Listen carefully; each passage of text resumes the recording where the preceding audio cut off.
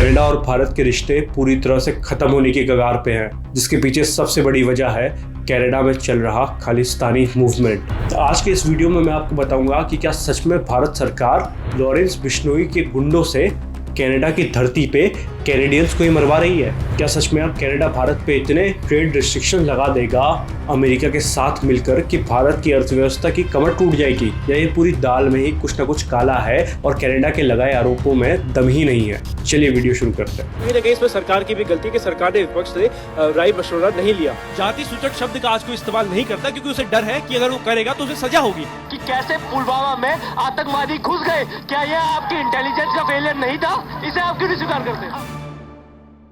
दरअसल हमारी कहानी शुरू होती है फरवरी 2018 से, जब कनाडा के प्रधानमंत्री जस्टिन ट्रूडो भारत आते हैं। अब इस दौरे की आलोचना भारत में भी होती है और कनाडा में भी होती है। अब इसकी आलोचना क्यों होती है? आलोचना कनाडा में इसलिए होती है कि कनाडा के प्राइम मिनिस्टर की भारत ने कोई इज्जत ही नहीं करी, उन्हें वो सम्मान दिया ही नहीं गया, जिसके पीछे भारत सरकार का पॉइंट ऑफ व्यू ये था कि कनाडा की जो सरकार है जस्टिन ट्रूडो की, वो कनाडा में खालिस्तानियों को संरक्षण दे रही है, उनके खिलाफ कार्रवाई नहीं कर रही है। और मामला तब ज़्यादा बढ़ गया जब जसपाल सिंह नाम के एक आदमी को Canadian prime minister Justin Trudeau के साथ देखा गया, वो भी भारत की धरती पे। अब ये आदमी कोई मामूली आदमी नहीं है। इसने 1986 में भारत के पंजाब राज्य के एक मंत्री का खून करवाया था, जिसके लिए ये कन्विक्ट भी हुआ था और इसे सजा भी मिली थी। यानी कि कहीं ना कहीं जो खालिस्तानी सिंपैथाइजर होने के आरोप जस्टिन ट्रूडो पे लग रहे थे, पूरी कैनेडियन गवर्नमेंट पे लग रहे थे, वो और पक्के हो गए, जिस वजह से भारत ने उन्हें ज़्यादा इज्जत नहीं दी और जिसकी वजह से जस्टिन ट्रूडो को पॉलिटिकल बैकलैश भी देखना पड़ा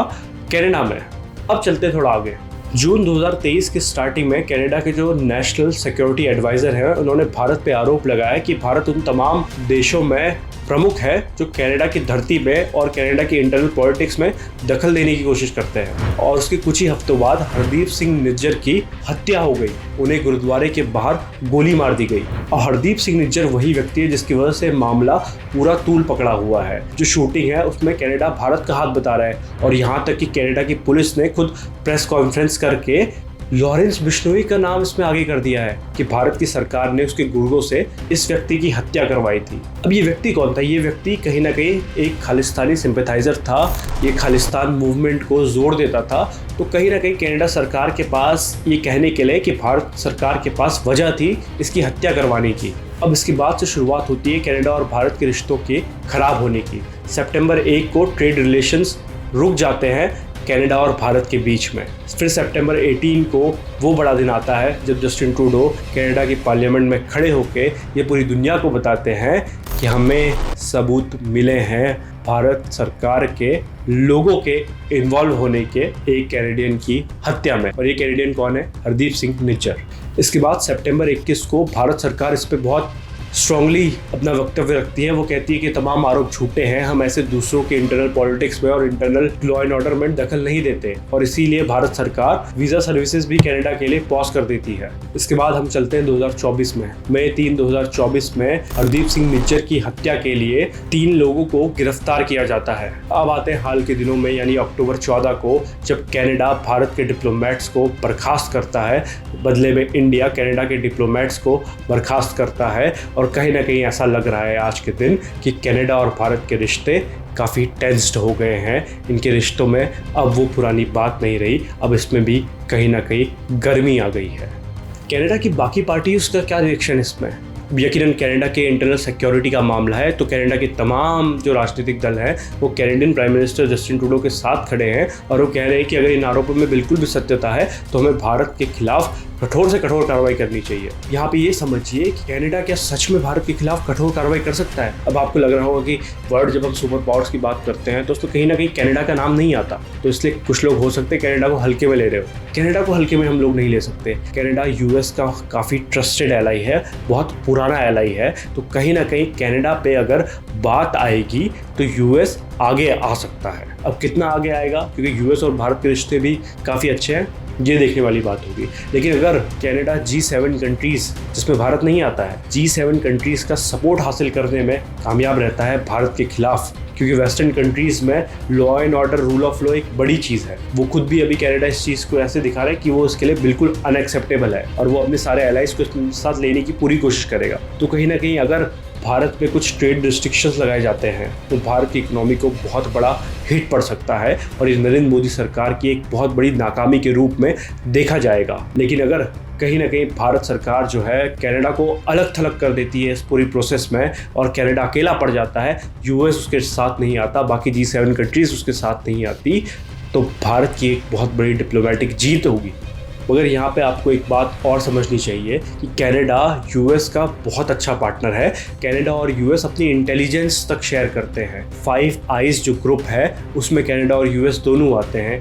ये वो कंट्रीज़ का ग्रुप है जो अपनी इंटेलिजेंस शेयर करते हैं, यानी कि इस केस के बारे में भी कनाडा के पास जो सबूत है, जो इंटेलिजेंस उन्होंने हासिल की है, वो तमाम सबूत, तमाम इंटेलिजेंस यूएस के पास पहुंचेंगे और यूएस के पास हर वो सबूत होगा देखने के लिए। इस केस में हाल ही में 2 नए अपडेट और सामने आए हैं।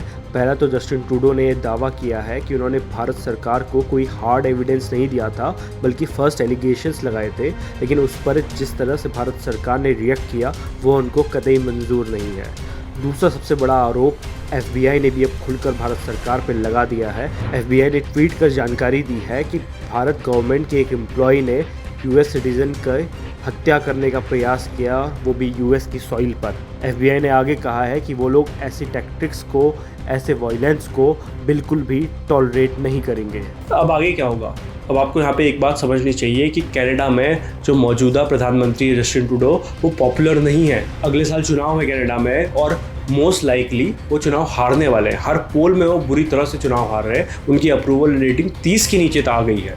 और जीतने वाले कौन है? जीतने वाले कंजर्वेटिव पार्टी के लीडर। और कंजर्वेटिव पार्टी के लीडर का इससे पहले जो भारत पे स्टांस रहा है और जब ये टेंशन्स भारत के साथ बढ़ रही थी, तब उन्होंने ये कहा था कि हम भारत के साथ ट्रेड को वापस शुरू करना चाहते हैं और ट्रेड को बढ़ाना चाहते हैं, क्योंकि वो देखते हैं कि इससे कनाडा का भी फ़ायदा है और भारत का भी फ़ायदा है। हालांकि जहाँ पे नेशनल सिक्योरिटी का मामला है वहाँ पे उन्होंने भी यकीनन भारत को के खिलाफ ही वो रहेंगे, क्योंकि उन्हें भी अपनी पब्लिक के सामने दिखना है कि अगर कनाडा के लॉ एंड ऑर्डर्स के साथ कोई दूसरी कंट्री छेड़छाड़ कर रही है तो मैं उस दूसरी कंट्री का साथ नहीं दूंगा, मैं कनाडा का साथ दूंगा। तो ये देखने वाली बात होगी कि ये मामला कितना बड़ा बनता है। और अगर जस्टिन ट्रूडो चुनाव हार जाते हैं तो उसके बाद कहीं ना कहीं उम्मीद तो है कि भारत की सरकार का भी, क्योंकि जिस तरीके से जस्टिन ट्रूडो के प्रति रवैया रहा है, हमने नाम लेकर जस्टिन ट्रूडो को सरकारी तौर पर नाम लेना, ये बहुत बड़ी बात है। हमने सरकारी तौर पर नाम लेकर जस्टिन ट्रूडो के बारे में कहा है कि जस्टिन ट्रूडो खालिस्तानी सिंपैथाइजर है, ये उन लोगों को का पालन पोषण कर रहे हैं, ये उनको ठीक तरीके से डील नहीं कर रहे बेसिकली। तो कहीं ना कहीं जब कंजर्वेटिव पार्टी के लीडर आएंगे कुछ ना कुछ शायद एक डोर ओपन हो सकता है,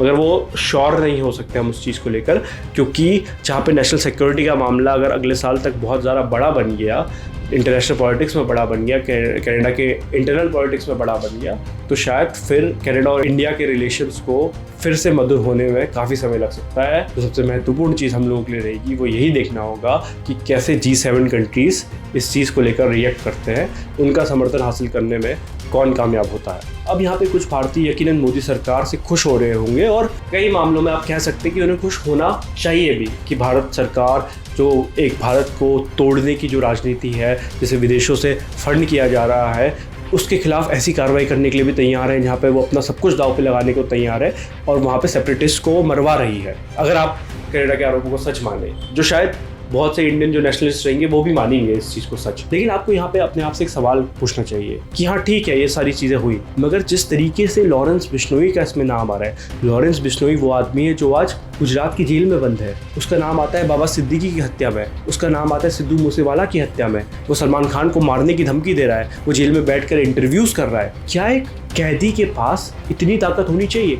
क्या उसकी सरकार से इतनी करीबी होनी चाहिए, अगर ये आरोप सच्चे हैं तो, कि वो भारत सरकार के लिए एक तरीके से काम कर रहा है? ये सवाल आप अपने आप से पूछिए और खुद सोचिए। अगर ऐसा लॉ एंड ऑर्डर भारत देश के अंदर होगा तो फिर हमारे लोकतंत्र का भविष्य कैसा होगा?